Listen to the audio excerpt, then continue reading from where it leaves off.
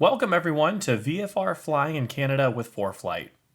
We have a full webinar planned today where we will go through an overview of the app and walk you through the tools you'll use every time you plan a flight. Joining us today are two of ForeFlight's phenomenal presenters. Guys, go ahead and introduce yourselves. Hey everyone, my name is Adrian and I've been with the ForeFlight Pilot Support Team now for over 11 years, and I'm a Canadian pilot.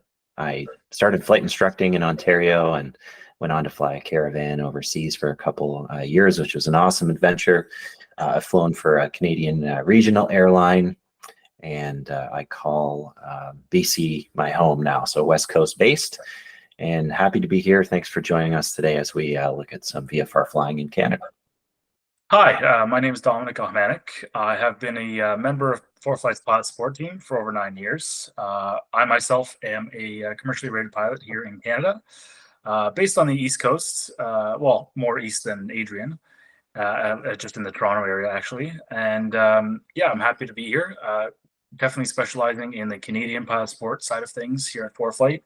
And I'm happy to go through a lot of VFR features with you today. And I'm Keith Wagner on the ForeFlight marketing team. I am a student pilot based in Seattle, Washington. Before we look at today's agenda, I want to mention that we are using a Performance Plus subscription. That's our highest subscription plan, but almost all the features that we use today are available to all customers on any subscription. If we demo a feature that requires Pro Plus or Performance Plus, we'll be sure to include a graphic like this on screen. We'll start with a refresher on VFR rules in Canada, then plan a short flight, and finally demonstrate how to use ForeFlight's weight and balance and filing features. Before we begin, I want to mention that you can ask questions using the Q&A panel. We have a team of people standing by to answer your questions, and we will also take a few of the more popular questions that come in and ask them to our presenters at the end. We tend to get a lot of questions towards the end of the webinar, so if you have a question, I encourage you to submit it as soon as you think of it. If your question is not answered during today's webinar, you can always send it to us at team@foreflight.com. Lastly, today's webinar is being recorded and will be available on our YouTube channel and website. With that, Dominik, over to you. All right, thank you, Keith.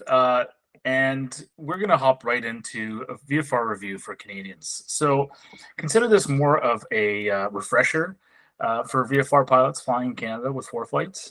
A lot of this has to do with just the CARS regulations and rules surrounding VFR flying in Canada. And then we're going to dive into how ForeFlight helps us out with some of that stuff. So first things first, we always want to pre-flight our device as if it's another instrument we're using in the flight deck.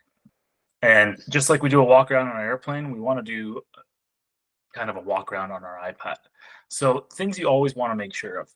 ForeFlight and iOS are up to date. ForeFlight comes out with regular updates monthly that both have a lot of bug fixes in them, but also have a lot of new and exciting features.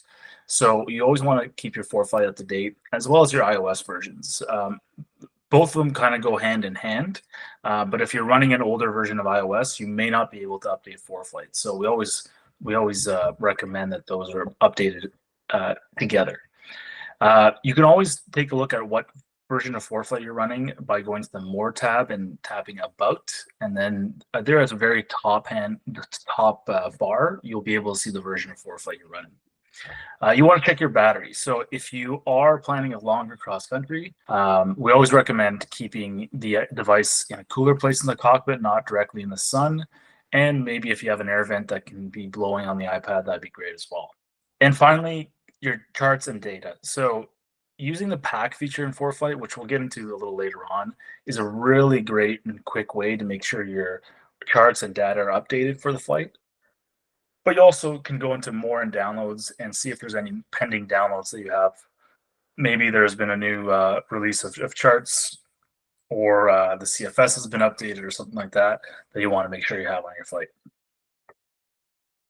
So what do we need to know before we fly? Well, we need charts, we need weather, we need to check NOTAMs, which is often overlooked, especially if there's a long list of NOTAMs. What ForeFlight's done recently we've introduced graphical NOTAMs, which is a worldwide feature. But in Canada, it plays a special role because a lot of our airspace is opened and closed, or restricted airspace is opened and closed by NOTAMs exclusively. With the use of graphical NOTAMs, you can actually visually see that. So if there's an air show going on, or if there's some kind of firefighting activity going on in your area, you'll actually be able to tap the NOTAM layer in ForeFlight and see that visually on inside the application, which is fantastic. No longer do you have to go to the nearest airports or FIR NOTAMs and try to figure out what coordinates and what parameters of airspace that entails. We have to be knowledgeable of the classes of airspace we're flying, and we definitely have to make sure we all have our pilot and aircraft documentation, and we have the proper equipment and the aerodrome information to fly in that airspace. As far as pilot documentation, always need your pilot license, your valid medical certificate, and proof of citizenship, especially if you are planning to fly across the border. Pretty straightforward here. We all know that there's VTA charts. They're the smallest scale. They're mainly around major airports, anywhere from Vancouver, Toronto, Winnipeg. They're displayed there on the left-hand side. And then we go into the bigger VNC maps, which are also included in ForeFlight. On the right-hand side there, which cover all of Canada, and they're similar to the US sectional aeronautical charts. CFS is your primary publication for aerodromes in Canada, and the CWAS would be the equivalent for water aerodromes in Canada. And this is just good information if you haven't flown in Canada before, you're thinking about flying VFR in Canada. These are kind of the basic charts that are included in your ForeFlight subscription. Different classes of Canadian airspace. Airspace classes do differ by country, so whether you're flying in Australia, US, or Canada, there are going to be slight differences. So basically, Canadian domestic airspace is divided into 7 classes. Two-way radio communication is required, especially when operating in A, B, C, or D airspace, or in Class E airspace for IFR flights. It's highly recommended that you have a two-way radio for all the other classes of airspace, but it's not legally required. And here's a direct snippet from the NAV Canada. It does a great job of visualizing the types of airspace and just going over what we just saw. This is sourced directly from NAV Canada and is available in both the AIM and the CFS in ForeFlight if you require it. I find it very interesting. In the top right-hand corner, there is now a kind of a reminder for remotely piloted aircraft systems, so drones. They operate in the same kind of arena that other airplanes and everyone else operates in. So they have to be remote control operated pilots, and drone pilots definitely have to be aware of the types of airspace that they're entering. So in the theme of airspace and different types of airspace, I just want to show you how ForeFlight makes it easy for any VFR pilot transiting through a complex zone. When you are approaching that kind of airspace, ForeFlight will alert you on what airspace is coming up and its altitudes, as well as any frequencies that you should be listening to or broadcasting on. So here in this case, Toronto Class C airspace above in 1.4 nautical miles. Now you'd probably get this a little further back. This scenario has you almost in it right now, but depending on the alerts you have set on your device, you would get that notification further back. And you can see that those frequencies there, the VFR advisory frequencies 19.3 and 33.4, directly coincide with what you see in the CFS. So this is the CFS for Toronto Pearson. The VFR advisory frequencies are right there. If you tap your settings menu directly on your maps page and you go to alerts, here's where you can set your airspace alerts preferences, your altitude buffers, your range rings, and the type of airspace that you will be alerted to. Maybe you don't want to be alerted to Class E airspace, right? Maybe you don't want to be alerted to uncontrolled airspace. You just want to know when you're entering that mandatory, hey, you better be calling someone to get permission to enter this airspace, right? So here's that kind of an option for you when you want to be alerted to airspace and no TAMs. When you've entered a different class of airspace, ForeFlight will also alert you. So let's say you miss or you have alerts turned off for whatever reason, controlled airspace, upcoming controlled airspace alerts turned off. You will be advised when you've entered a different class of airspace, just like you'll be advised like that you've exited that class of airspace. A very common route that anyone flying out of Brampton, Ontario does is going up the east side of Highway 10 and coming back the west side of Highway 10. Depending on your altitude, you'd be going into different classes of airspace as you make your way closer to Orangeville or northwestbound. So this is actually just a nice reminder that you're at the right altitudes, that you're not entering or exiting airspace that you shouldn't be in. Furthermore, I want to touch on VFR weather minima. So VFR weather minima, again, differs like classes of airspace by country. It is very similar, but there are slight differences. This is sourced directly from Transport Canada, so this is just up there to remind anyone. You can take a screenshot of it if you'd like, what the VFR weather minima are in Canada, specifically what type of weather you need to operate as a VFR pilot. They do differ slightly by country, as I said, and they also differ by what you might see in the flight category layer in ForeFlight. And what I mean by that is you can see that, you'll need 3 miles, 100 feet, 500 feet vertically and 100 miles horizontally from cloud in a control zone, no less than 3 miles. But in the flight category layer in ForeFlight, a green dot will actually represent ceiling greater than 3,000 feet and visibility greater than 5 miles.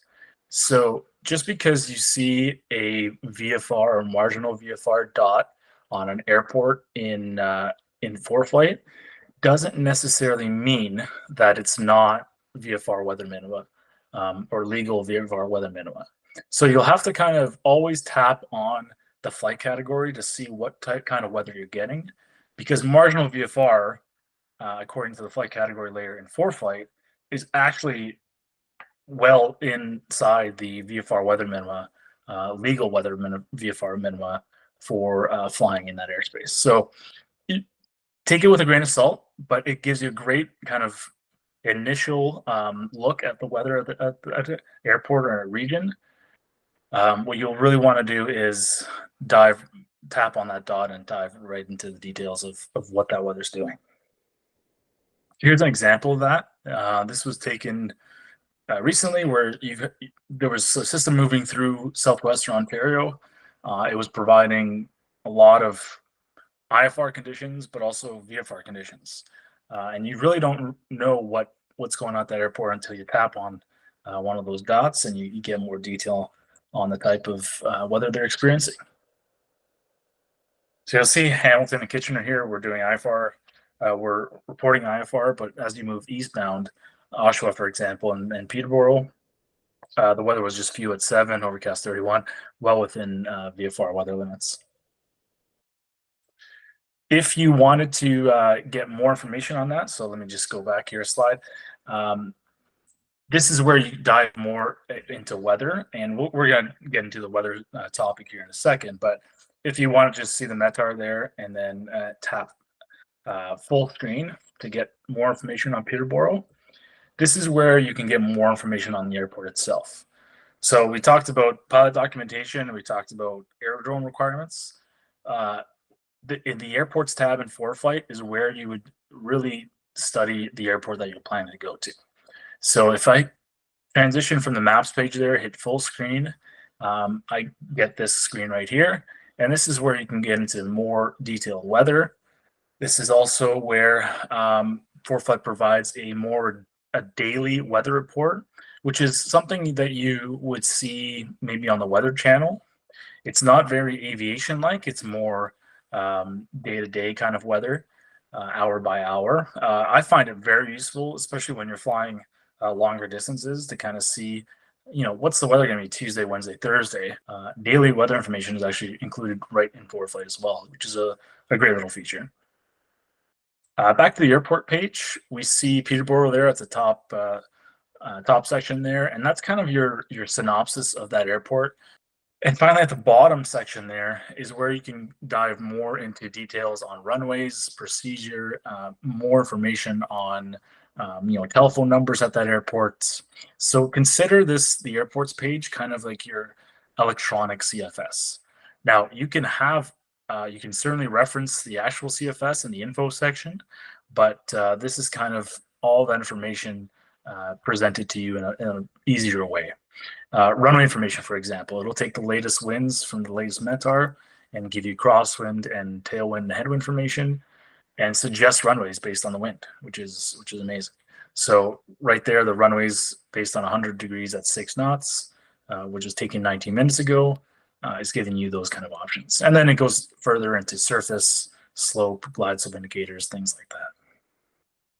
A really neat feature about the airports page is that you can go into the comments section, which is in the top right, and you can actually see what people have been saying about their experience at that airport. You can leave comments yourself just by hitting the plus button there besides the comments section. This is a really great way to get to know an airport without having to experience it yourself and have either a good or a bad experience, right? So if there's a fuel surcharge or if there's a charge that they're not advertising anywhere, the comment section is a great way to kind of let people know, hey, there's no landing fee, fuel's great, excellent service. This was my experience there. Pilots have a great community, and this is kind of a way to share that experience at the airport. Depending on your level of subscription, so if you have a Performance Plus subscription in ForeFlight, you're going to have access to 3D view. 3D view is, again, another great way to view an airport prior to even going there, especially if it's a new airport. So I just want to highlight this feature. I know a lot of people are in different tier types. There's basic, pro, and performance. This is one of those really cool features about the performance subscription that I want to highlight that I find very useful.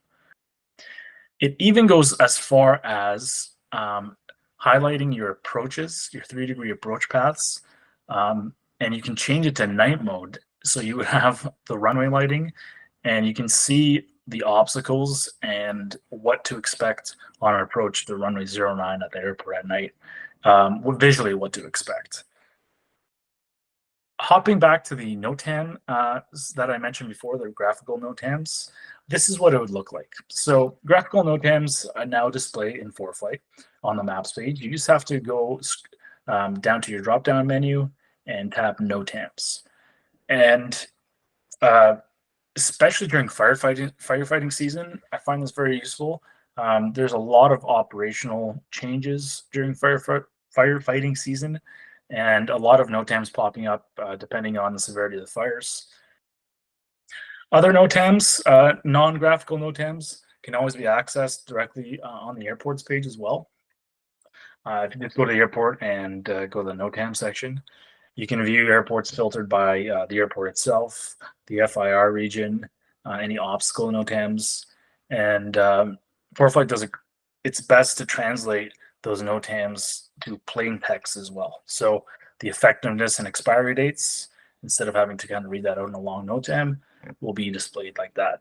So London VOR in this example is out of service until March 15th.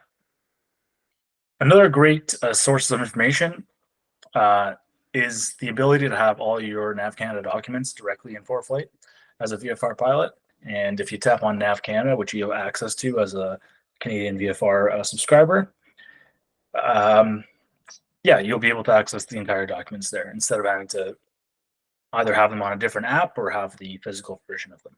Another great thing I like to have as far as pilot documentation is have my aviation document booklet, my radio license, and my medical directly incorporated in ForeFlight's logbook as a backup. So what I can do is I can go to logbook in the qualification section, and I can add another qualification, which would be, in this case, the aviation document booklet. We all know that the aviation document booklet expires. It's a 10-year expiry. And we can actually add a photo of it, just in case, for whatever reason, I were to lose my aviation document booklet and I get ramped somewhere for whatever reason. This is a great way to have a backup of that. I can do the same with my medical certificate. I can add photos, I can add expiry dates, and ForeFlight will alert you as to when or if anything is coming up expired, right? So another kind of reminder, hey, I should probably get my medical done because it's coming up in June, right? And that's just a little feature of Logbook in a nutshell. But to start today's flight, let's hand it over to my colleague Adrian, who will take us through a flight as a VFR pilot. All right, thanks, Dom. Well, let's jump into a flight. Today, I want to plan a local flight, but to somewhere that I haven't been before. So we're going to depart from Campbell River on Vancouver Island and fly down to Nanaimo. And I've heard there's a good airport cafe there, so grab a bite. I'm going to bring my wife along with me. And it's Nanaimo, so I'm hoping that there's Nanaimo bars. I've heard that they have them at the airport cafe. So the mission for today is to go and get delicious Nanaimo bars in Nanaimo. So let's jump over to the maps page to start in ForeFlight. And I'm going to enter my departure point, which is Campbell River. And then I'm going to put in Nanaimo and say, for example, since I haven't been here before, I don't know what the airport ID is. So I'm going to type in Nanaimo in the search field at the top there, and I can find it quickly that way. So just to show you different options for finding an airport that may be unfamiliar, and it's going to bring up Nanaimo. I'm going to add that to my route. So now we've got the initial route planned in there, and I'm going to start looking at my destination here just to start. So if I look in at Nanaimo, I'm going to start by bringing up the CFS information. So on the airports page, the CFS, I'm going to start taking a look through this here. I haven't been here before, so I can see it's a control zone E, 5 nautical miles. I'm going to continue looking through here what's going on with the runways. 6,600 feet. Communication, it's an MF. And then I'm going to go back to the airports page and continue with the CFS information. And if I tap on procedure visual, I can bring up the Nanaimo VFR terminal procedures chart, because there's some interesting VFR procedures going into Nanaimo, which is worth taking a look at. So I can see here, I'm going to be coming from the north, right? So here's the airport here, and I'm going to be flying in from this direction. So I can expect probably to use some of these VFR waypoints, and we'll take a look at that. If I go back to the CFS again, which is under the info tab on the airports page, the page 2 has the procedures, and you can see there is a huge list of procedures for Nanaimo. So this kind of shows how important it is to take a look at the CFS, of course, and the procedures that may be listed in the CFS. So let's take a look at some of these as I plan my flight into Nanaimo, just to make sure I'm prepared. So first thing, aircraft wingspan, that's not going to be an issue for me in the 172. Looking at circuits, it says see the Nanaimo VFR terminal procedures chart, which I took a look at that, and I'll look at that in more detail as well. Circuit altitude is 1,200 feet.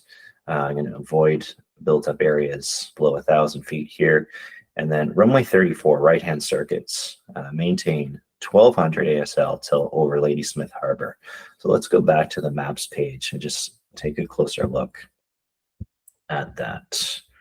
Okay, so it's going to be right-hand circuits for runway 34, if that's the one that I end up with today. So runway 34, let's just take a look. So I'll be doing a right-hand circuit kind of out over the water this way. And they mentioned Ladysmith Harbor, which is here. And if I just go back again, it's saying that maintain 1,200 over Ladysmith Harbor. So I can just make a couple notes here if I want to keep them on the map. 1,200 over the harbor, and then I'm going to be coming into land. So that gives me a little bit of a sense of what to expect if it's going to be that way. I'm just kind of comparing what's listed in the procedures with what's on the map and preparing myself. Let's continue here. So if it's for runway 16, this is a departure, climb to a safe altitude, left turn heading 142 over Ladysmith Harbor. Okay, so again, if we go back to the maps page, I'll clear this one out. And let's take a look at that. So if I'm departing off runway 16, I'm going to take off heading 142, okay, over Ladysmith Harbor. Here is the procedure, and then climb to 1,000 before proceeding on course, right? So if I was going to be going back home, probably climbing to 1,000 before proceeding on course that way. Okay, so all just preparation for this airport. Other arrival procedures, let's take a look. So we want to obtain the ATIS before establishing contact on the MF. So nice little reminder for MF procedures. I'm going to do that. VFR inbound from the north. Okay, that's going to be us from the north. Follow the VFR transit routes to the gravel pit and cross overhead midfield. So let's take a look on the maps page again. So if I zoom in with the aeronautical map selected and the VNC, I can see these nice points here, like the gravel pit. And what I'm going to do, it said to follow gravel pit. So I'm going to tap and hold on my route. And I'm going to rubber band it over that point. And I'm going to select the gravel pit. So my route's going to include that point. And it says first go over the gravel pit and then overhead the airport. So I'm kind of planning to go overhead here. And then I'll be joining the circuit procedure that way, depending on what runway is active at the time. So that gives me a good visual sense of what to expect there. All right, let's clear these. And then departure procedures, we'll take a look at those as well for when I depart. I'm not going to be transiting, so I'll skip that. Noise abatement recommended. So I'm going to look through those and just confirm all these other procedures here. Arrival procedure 2, after exiting the runway, arrival surface, report clear on the radio frequency. So I'm going to plan to do that when I land, and they've got the frequency there. So we'll remember that. Let's go back to the VFR terminal procedure chart here for a minute. So that's again under procedure visual. And they even have one for the circuit we can take a look at. So that shows that circuit over Ladysmith Harbor with the altitude. A lot of good information here. And I think I'm getting a good sense of the airport. So I've got my route planned via the gravel pit, which is here. So I'm going to look at these other waypoints. I'm probably going to plan to come in this way. So back over to the maps page, again, rubber banding my route to some of these waypoints here.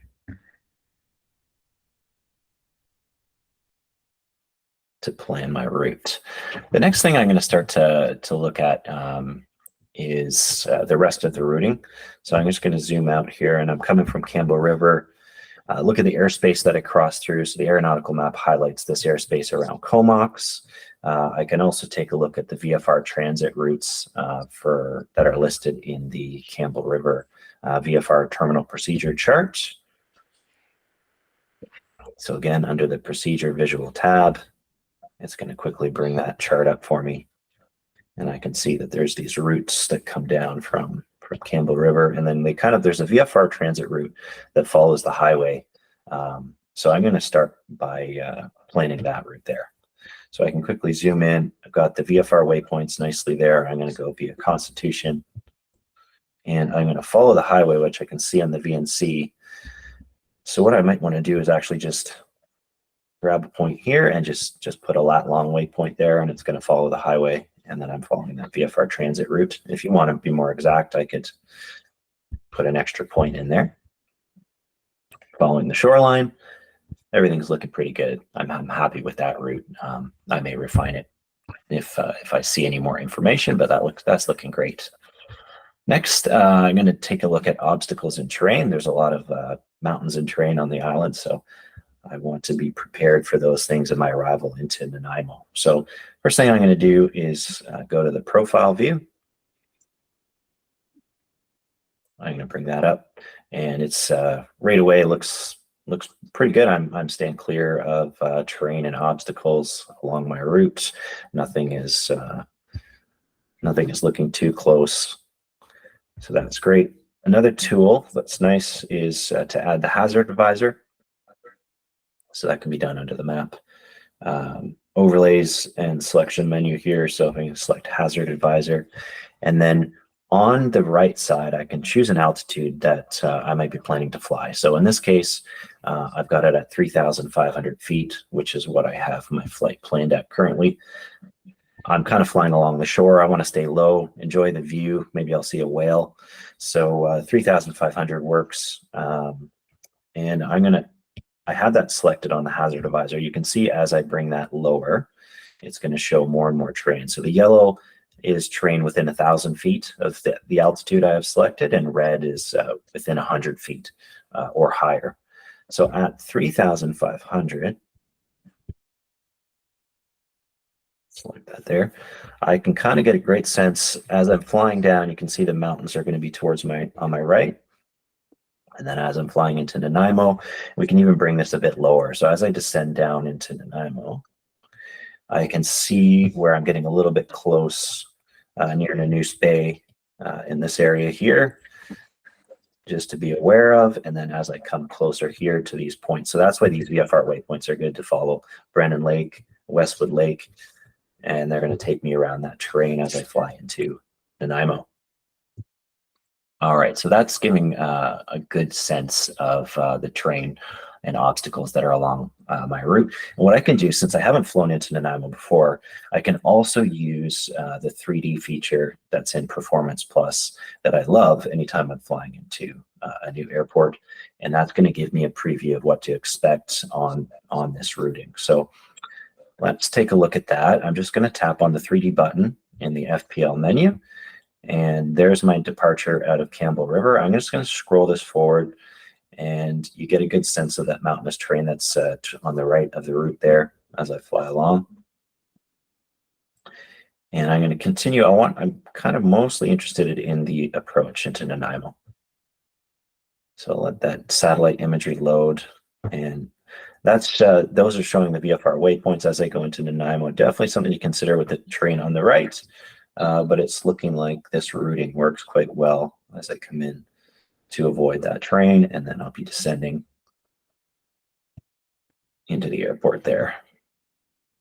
So that gives me a sense of that. Even if I add my procedure to come in and land, for example, here, let's do procedure. And if I do a traffic pattern for runway 16, and I'm going to go cross overhead the field for mid-left, downwind for runway 16.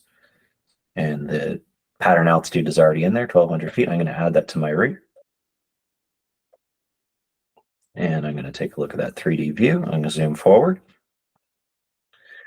So now I can see as I come across the airport, this is exactly what I'm going to see and expect.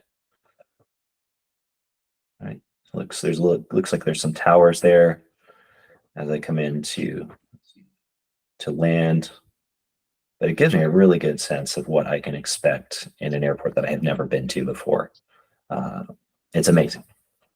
All right, so that kind of covers obstacles and terrain, and then I'm going to take a look at parking, because that's something again that I'm not familiar with the airport. So if I zoom right in on the airport here,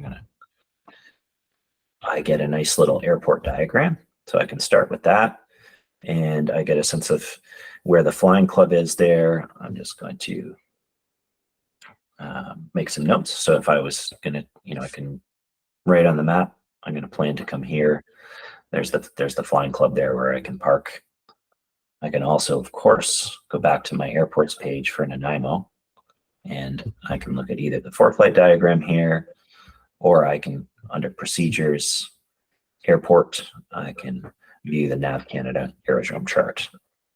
And this is geo-referenced with a Pro Plus subscription or higher, so I know that when I land, I am going to see my position on this chart, and I can be ready to taxi here to park and follow those procedures in the CFS with looking at switching over to ground and that frequency that they gave us to let them know that we're off the runway. And from there, it's just going into the cafe and getting my Nanaimo bar and some lunch. So I think that's, I'm fairly set for this flight. All right, thanks, Adrian. Well, there's nothing left to do but to fly that route now and get a Nanaimo bar, because I'm certainly in the mood for one. we are going to pivot a little bit and take a look at more in-depth look at the weather features in ForeFlight. So because there is no active weather on the West Coast right now, I'm going to just make a flight plan on the kind of the East Coast, and we're going to take a look at some of the basic and more in-depth weather features available to you in ForeFlight. So here I just planned a route from Sault Ste. Marie up to Thunder Bay with some touch and goes in Wawa and Geraldton, Ontario.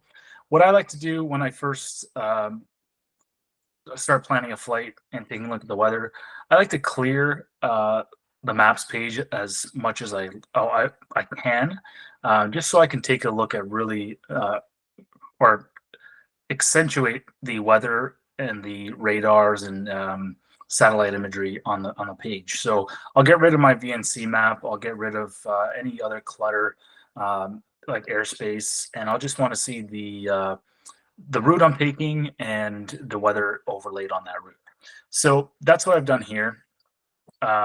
You'll see that if I go in the flight plan, FPL, and edit, that's my route. We're planning to fly up around 4,500 feet.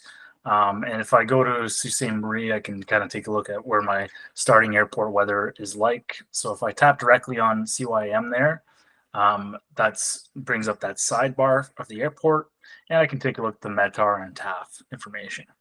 I can also look at, if you remember, I referenced the daily weather feature.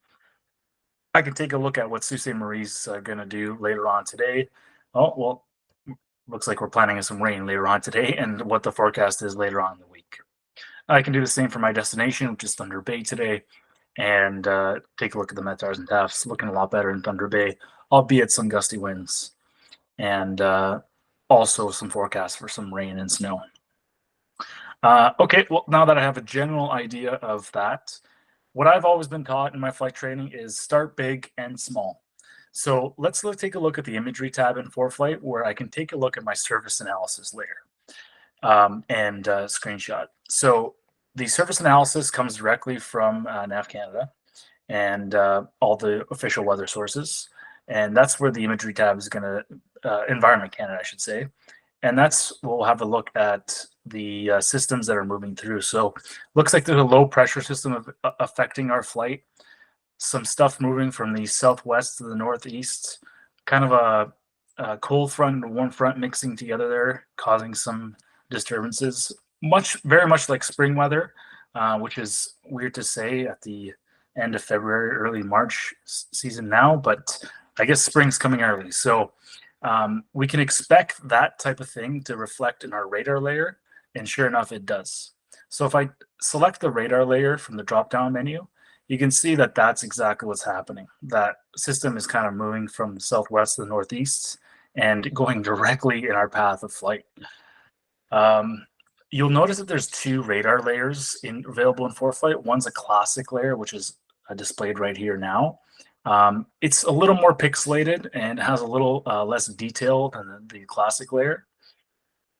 I'm moving down the list here, taking a look at the enhanced satellite, which again plays into what we've been seeing. I can tap the infrared satellite layer as well, and you can just play around with going down the list of weather layers available to you. Now, some layers you may see and may not, depending on the level of subscription that you have. But these ones, the flight category, for example, is available to all subscribers. So the flight category is just a visual dot representation of where is reporting VFR, marginal VFR, IFR, or low IFR conditions. I can tap along the route of my flight and again take a look at further detail on what exactly is the station reporting. Surface winds is a very handy feature. Winds aloft as well. Now we won't be going at 54,000 feet, so we'll scale that down to about 5,000, 9,000, or 5,000. There you go, 3,000 makes more sense. And yeah, as we saw before, the winds are coming from the southwest. We're going to have quite a crosswind and definitely a headwind heading into Thunder Bay from Geraldton. The temperature visibility layers are just a quick reference to see what the temperatures are like across the globe and across the province here. Definitely a little cooler than Thunder Bay. The sky coverage is a really cool feature where you can tap on any one of those shaded dots, and basically, if it's fully shaded, you'll automatically see without even having to tap that it's a overcast layer. If it's has a line in the circle there, it's a few layer, and there's all the whole legend towards this is in the pilot's guide as well. So I'm going to throw my radar layer back up, and now I'm going to start layering and taking a look at some further weather options we have in ForeFlight. Now I tap the icing layer, which is only available to Pro Plus or higher subscribers, but the level of invaluability this layer has is fantastic. If I was a VFR pilot planning this flight at 4,500 feet, and I could see that I'm going to experience icing and which means I'm going to be in either precipitation or cloud, that to me is very, very good information. And along the same lines, turbulence. I mean, if you're planning to have passengers, great. If you're doing a solo flight, you don't really care about turbulence, but there is a global turbulence layer that is available to Pro Plus subscribers. And finally, the cloud layer. So the cloud layer breaks it down to few scattered, broken, overcast clouds. What's important to note here is, yes, the picture is consistent to what we have been talking about or going to experience on this flight, but it is a forecast layer. So just because the ForeFlight clouds layer is saying that there's clouds in that area, and you look outside and it's sky clear, well, it's a forecast layer, right? So it has its limitations, but you can pretty much bet on this route of flight that that's what you're going to get is clouds along this route of flight, along with icing and some turbulence. Taking a look back at that surface layers and surface analysis, you actually have a surface analysis layer now in ForeFlight for Pro Plus subscribers, and it's a playable layer. So you can see those high and low pressure systems moving through. You can see those cold fronts and warm fronts moving through, as well as other systems and other pressure points moving through the area. So again, without even having to go to the imagery tab, you can have all that displayed on the aeronautical layer. And yeah, that's exactly what we were experiencing there. The wind layers are a very unique feature to ForeFlight. You can actually have a look at what the temperature of the winds are in the area. This is a global layer as well. But maybe you don't really care about the temperature, but you care more about the speed. So what are the speeds of the winds at 5,000 feet around the altitude that we're going to be flying at? And well, you can see there based on the legend, it's going to be around 30 or 40 knots, especially closer to Geraldton and Thunder Bay there. Definitely less winds from the Sault Ste. Marie to Wawa leg. So those are just, that's just a nice summary of the weather layers available to you. Now for Pro Plus subscribers, you also get the added capability of viewing those weather layers like icing, turbulence, and clouds in the profile view. So instead of having to visualize, okay, well, what altitude are these things going to be expected at on my route, I can just go to the profile view on the FPL tab and view my entire flight and see where I'm going to run into that cloud, where I'm most likely going to run into that cloud, that icing, and that turbulence. Again, very invaluable. I wish I had this during my flight training and my cross countries, but and just to reiterate, using the imagery tab in ForeFlight, you can also access your GFAs and your icing and cloud layers distributed by Nav Canada. I know we just looked at the surface analysis before, but in that same section under imagery in Canada, here's where you would take a look at your GFAs and take a look at what exactly is going on in that area, which again is consistent of what we saw using the weather layers on the maps page. Same with the icing, right? So they're forecasting some pretty decent icing conditions. And if I'm flying a VFR aircraft at 4,500 feet, probably not a great idea unless I'm icing certified or I've got an IFR rating. Anything that was talked about prior to this is all available in the ForeFlight Pilot's Guide. Anything that my colleague Adrian mentioned or I mentioned up to this point, We just want to reiterate that the best source of information is always the pilot's guide, and that can be accessed directly in the app as well. If you go to documents and ForeFlight drives, that's where you find that document. It's also available on foreflight.com/support. Let's talk about some in-flight weather options. This is always a great question that we receive from pilots because the in-flight weather options for Canadians are substantially different than those for other pilots in either the US or other countries.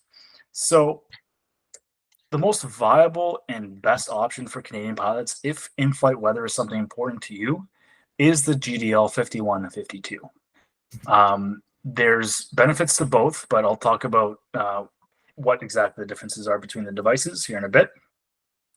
I couldn't recommend this more for someone who is flying a lot. In-flight weather is important to you, and or you fly transborder where ADS-B is important to you, and you want ADS-B receiver as well as an XM weather option here in Canada.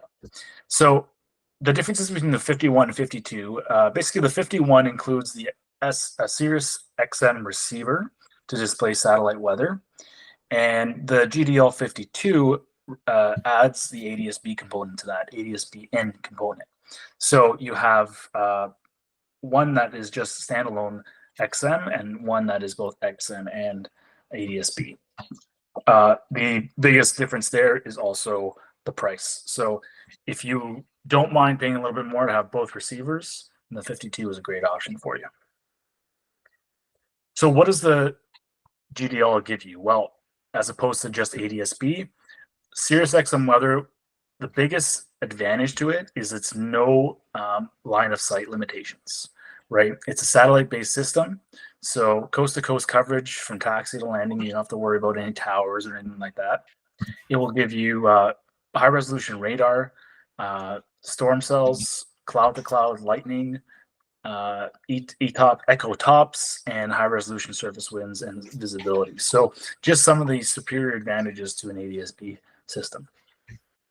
What's also important to note in this case is that once you have the GDL 51 or 52, you will need a monthly subscription for the service to work.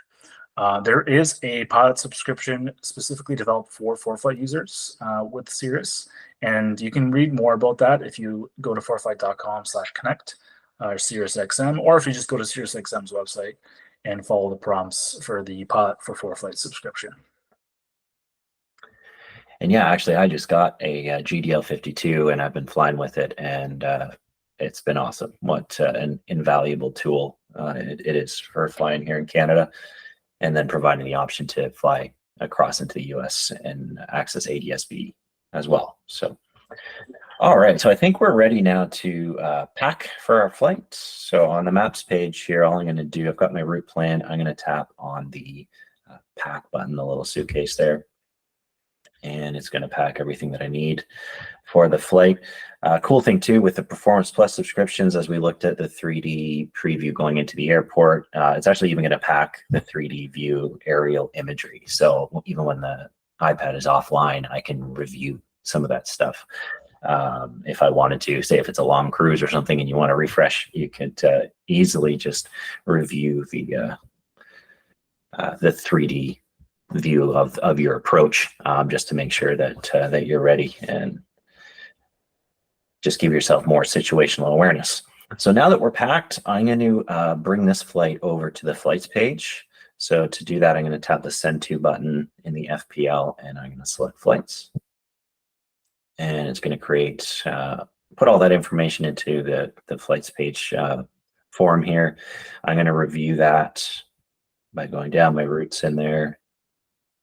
And then with the performance subscription, I've got my payload section here, and I've got the option to link my weight and balance profile right with the flight. So everything is seamlessly integrated. It works so well. So let's do that. So weight and balance, I'm going to tap on that, and it shows me my weight and balance profile for the 172. And take a quick look at that. I'm going to add my passenger. So you can add your passenger weight there. Baggage, 30 pounds of Nanaimo bars coming back, maybe. No, we have a little bit in the back. Might have to add to that when we come back. And then my fuel. So I'm planning, I'll fill up almost right to the right full. So I'm going to put 35 gallons here.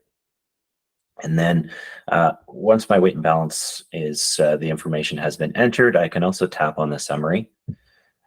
So it gives me a nice graph showing the weight and balance summary, everything that I've entered in terms of the pilot weights, passenger weights, and you can sign that if you want to. I'm actually going to tap the send to button top right, and I'll select save to flight files.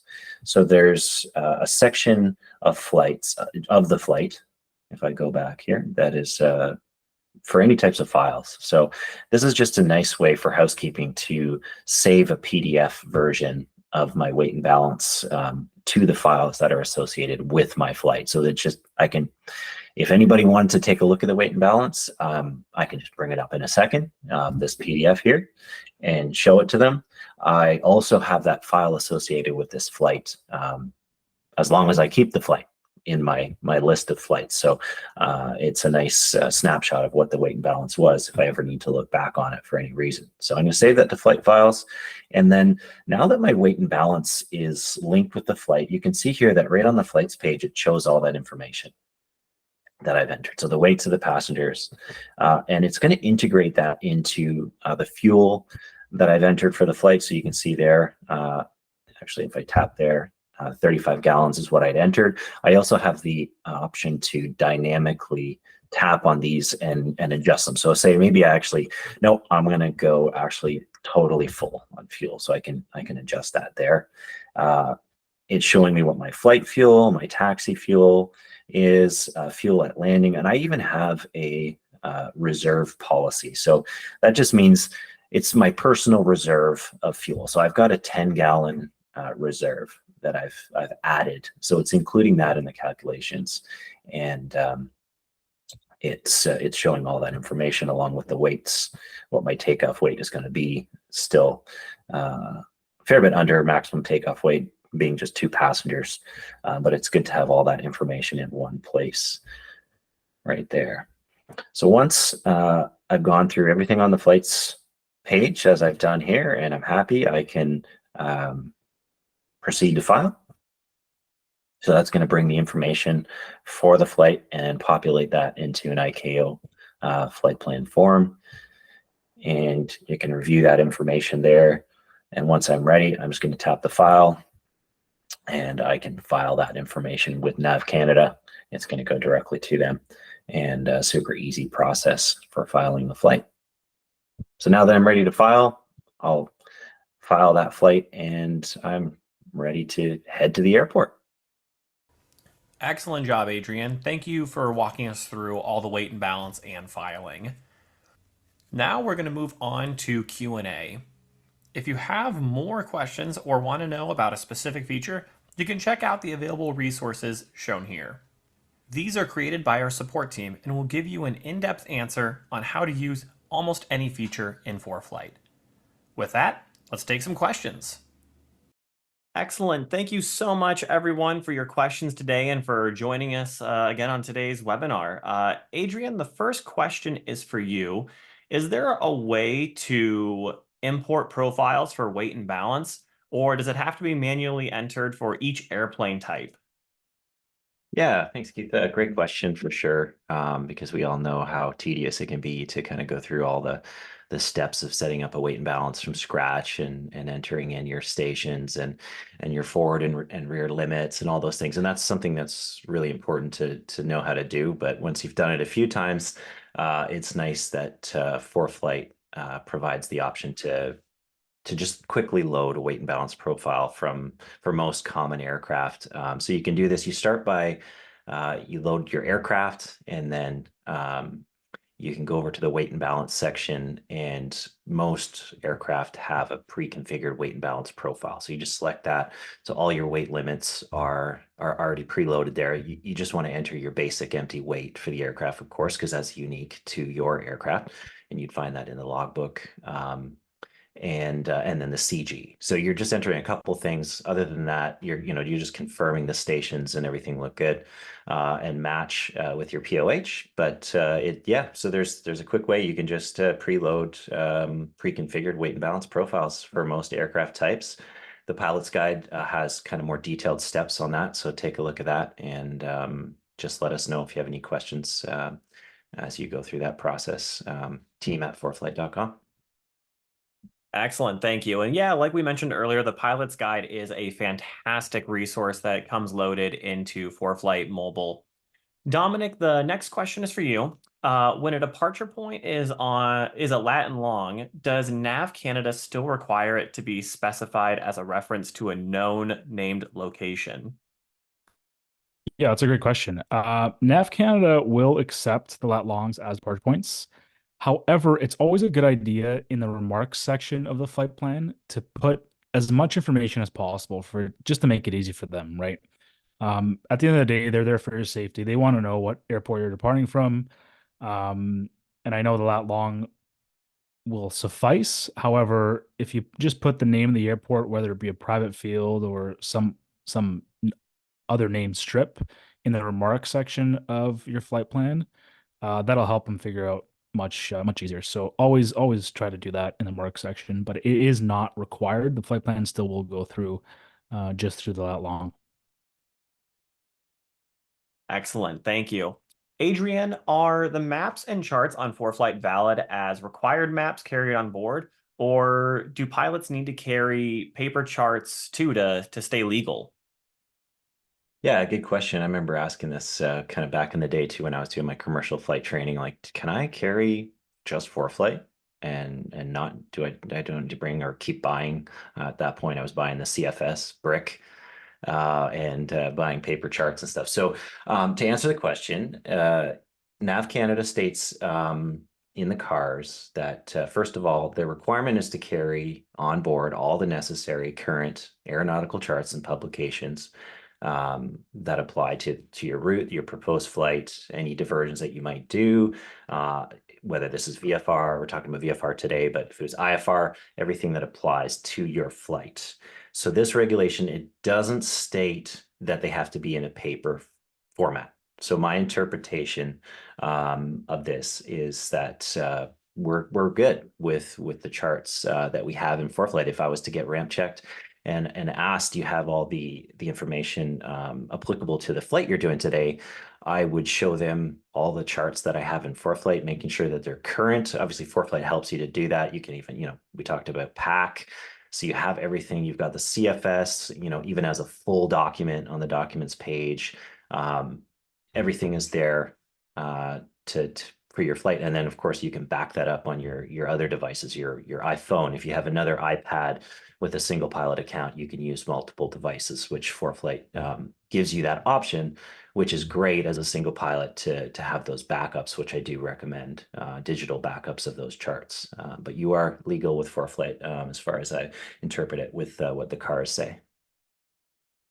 Thank you. Appreciate it. We always love, that complimentary ramp inspection that is always could be out there. Dominik, next question for you. Can you talk about what the ForeFlight all clear message means when it comes to updates to the iOS and any Apple device?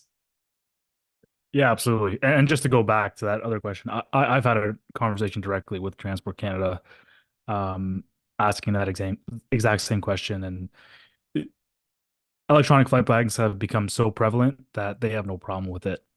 They just ask that the pilot knows that it's up to date and that backups are still carried. So whether it be, ForeFlight on another device or paper charts as a backup, then that's fine. But the electronic version of the charts are perfectly fine. The iOS all clears issued by ForeFlight are something that we do to make sure that any releases by Apple are compatible with the latest version of ForeFlight. So whenever Apple releases a point update or a smaller update, our engineers will go through it and make sure that it complies with everything with ForeFlight. It it doesn't break anything, and then we'll issue an all clear. We generally recommend keeping an eye on those emails and the all clears before you hit update on the iOS. Usually it's within a couple days of the release, only because we want to make sure that it doesn't break on you or doesn't break something in ForeFlight that our engineers haven't had a chance to fix yet. So that's the recommendation. Now, if for some reason you have to update your iOS version because some other app on your your iPad or your device needs that updated version, then by all means go ahead, because it likely will be fine. We just like to give an all clear because it is an essential app for aviators. So that's the reason for those all clear messages, and that's the reason you receive them. Thank you. Appreciate it. Adrian, how can pilots get the CFS legend pages within ForeFlight to double check the services that might be offered at an airport? Yeah, another good question. So sometimes we talk about the CFS, and actually, Keith, if you're able to bring up my iPad while I'm talking, that'd be great. And I'll demo that quickly. There it is. So we talk about the CFS in terms of it being on the airports page, which it is, and that was under the procedure visual. So you can bring that up. Sorry for the terminal procedure chart. The CFS would be under the info tab here. So CFS, you can bring it up for the airports page. But sometimes it gets missed or it gets lost in the details that you can look at the full CFS document, similar to what you'd look at in the, like I mentioned, the paper brick. Whoever, if you're familiar with the old, CFS block that we used to get, and that's on the documents page. So if you open documents here, I'll go back, and then you want to look on the left side, you'll see the catalog, and tap on the Nav Canada catalog, and you'll see the full CFS document there, English and French. And you can tap on, along with other very useful Canadian documents like the AIM. So if you open up that, there's the full document there, which you can just go through. That includes everything that's in the actual CFS that you would buy in paper form. You can also use features like this. If you tap on the magnifying glass, you can search. So you can just type in a search term here. You can go through the table of contents and bring these things down here to look up some things quickly, and navigate to these pages quickly. You can also scrub along the bottom here and get everything that way. So lots of different options. You can bookmark pages using the little bookmark option at the top if you want to save a specific page, for example. But everything, including the legends, are there in the CFS full document on the documents page under the Nav Canada drive. Excellent. Thank you very much. Appreciate it. Dominik, question for you. When will we be able to see a VFR flight plan cancellation feature in the future? Yeah, so that's just a product of how VFR flight plans are filed and activated here in Canada with Nav Canada. So in the United States, you might see a cancellation button on VFR flight plans, and that's only because flight plans are activated by the pilot, not automatically. Here in Canada, VFR flight plans are activated at the estimated time of departure. So canceling via the app is just a limitation that Nav Canada has, that they want you to physically call them after the estimated time of departure and cancel with them. And that's what's required through the application. So until that changes, you won't see a cancellation button there, but if it does, we'll certainly let our users know. Excellent. And final question, and this is for both of you that I'm hoping you can elaborate on. One of the more popular questions that we received today was about the use of sentries and ADSB and SBAS. And I was hoping you could speak a little bit to some of the changes that might be coming, or what some of the more specific rules or regulations around use of ADSB in Canada. Yeah, for sure. And it's great to get lots of questions on ADSB and specifically in Canada. I know it can be confusing. So we'll try to address some of those, and then feel free to write us as well if you have any further questions. But to start, and Dominik, please jump in as well here. But in terms of, let's talk about kind of right now. I think there's hopefully there's exciting things happening in the future. I don't want to speculate too much on what's coming. well, let's wait and see what Nav Canada announces officially and what's done. But in terms of, let's talk about what's going on right now or what's available now. In terms of ADS-B in Canada, we don't have a ground-based ADS-B network in Canada like there is available in the US. So often when we hear about ADS-B, that is referring to the US ground-based tower system that provides pilots that have ADS-B receivers with subscription-free weather and traffic information. And those things are not available in the same way in Canada, even if you have an ADS-B receiver. So a device like a Sentry, which are great. We're big fans of the Sentry receivers.